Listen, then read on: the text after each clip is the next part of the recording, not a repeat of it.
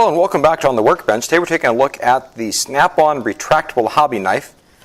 This, like the Streamlight handheld light that I showed you the other day, is made in Taiwan and under license to Snap-on by All-Trade Incorporated on the back. So this is again one of their licensed products. This was picked up recently from Menards. My understanding is this product is on clearance or closeout, so your availability of this may vary from region to region and location by location. And so what attracted me to this is I've been looking for just a very small precision knife that uses just your standard hobby blades, but I really like this idea that it's retractable. I don't know if it'll be any good or not, but I figured if Snap-on's willing to license their name to them, it's at least worth giving them a shot.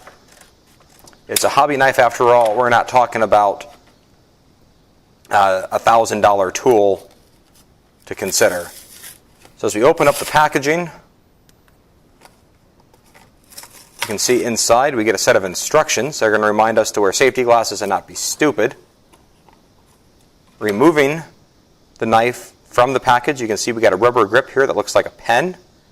There's a slot, which is presumably where the blade's going to go. And then you can see as I spin the head, the blade's going to protrude. And then you can spin back and the blade will retract. There's not really a good positive stop short of full extension. And at full extension, if you can sort of see here by the glare of the blade, there is still just a touch of it sticking up right here on the inclined edge of that. So if you're going to use this, you want to make sure you don't get a finger right on that edge. It would be nice if All-Trade would have made this just a little bit thicker in this dimension to be able to better protect your fingers when using it.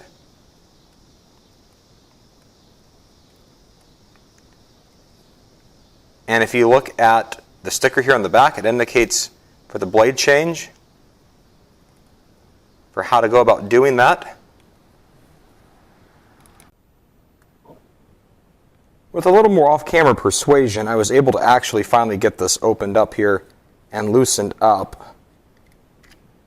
So you can pull out and see the mechanism here. And now with the cap off, you can see a more traditional hobby knife like collet here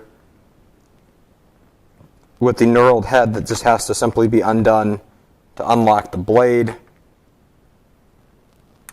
Given the size of this and the plastic, you might want to do this with a pair of pliers to make sure you don't end up accidentally cutting yourself.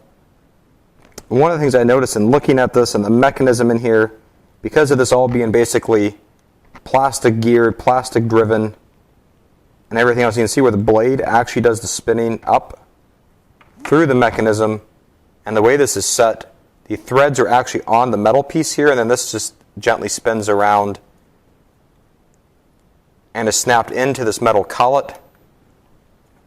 So then the blade rises and falls, and the blade actually rotates the rubber end, or the rubber end rotates the blade, causing it to rise and fall, or the drive action on the blade is going to be actually inside of this barrel between where the blades are stored and the end. So then if you're going to take this apart, which I'm not going to do, you're going to have to be able to hold this here and then unscrew that, then you'll put the blades in like a normal hobby knife. When putting it back together, you got to be careful to get the blade coming back out the appropriate end, and then just simply rotate the metal piece on back here just right, just like you'd have like some of the older pens. Then as you rotate this around, in the process of opening this up, I've actually jammed this knife from retracting as easily as it wants to. In fact, this might actually be broken now, but it looks like it'll retract nice.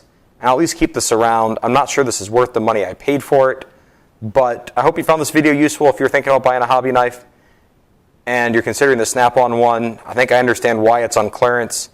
I mean, it's kind of a piece of garbage, but I really like the safety feature, and if they could have made more of this out of metal and added a couple bucks to it, it would have been worth it. But instead, they just totally cheaped out on plastic components inside. And, well, it's kind of a piece of crap. But that's okay. I'll at least hold on to it for now and learn my lesson next time I want to buy something like this. And I hope you guys found this video useful, and have a great day.